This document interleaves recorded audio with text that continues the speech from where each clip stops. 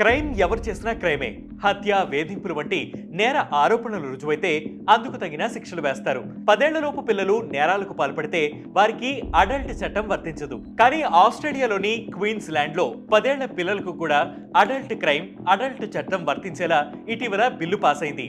Queens land safer bill 2024 ప్రకారం 13 ఏళ్లు అంతకంటే ఎక్కువ వయసు ఉన్నవారు నేరాలకు పాల్పడితే విధించే శిక్ష ఇకపై 10 ఏళ్లు పిల్లలకు వర్తిస్తుంది. ఈ మేరకు అక్కడి పార్లమెంట్లో ఇటీవలే బిల్లు పాస్ అవ్వగా మెజారిటీ సభ్యులు అందుకు ఆమోదం తెలిపారు. అక్కడ లైఫ్ టైం జైలు శిక్షా కాలం 20 సంవత్సరాలు. ఇది నాన్ పేరోల్ శిక్ష.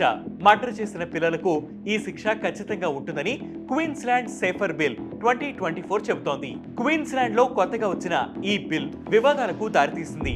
Liberal nation party of Queensland నేత డేవిడ్ ఫ్రాంక్ క్రిసాఫల్లీ ఇలా క్వీన్స్ ల్యాండ్ లో నేరాలకు గురైన వారికి రక్షణగా నిలుస్తుందన్నారు.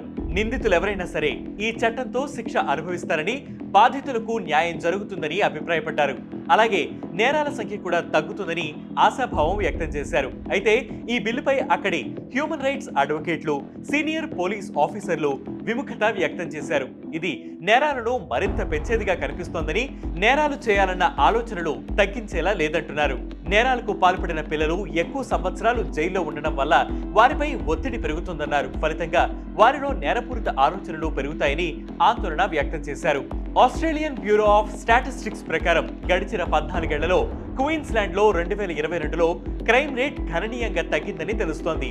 అంటే ఈ బిల్లుకు ముందున్న చట్టాలు కూడా నేరాలను తగ్గించడంలో ప్రముఖ పాత్ర పోషించాయి. మరి ఇప్పుడు ఈ చట్టాన్ని 10 ఏళ్ల పిల్లలకు వర్తించేలా చేయడం ఎందుకని హ్యూమన్ రైట్స్ కమిషన్ ప్రశ్నిస్తోంది. ఐక్యరాజ్య సమితి సైతం క్వీన్స్ ల్యాండ్ కొత్త చట్టాలపై అసహనం వ్యక్తం చేసింది.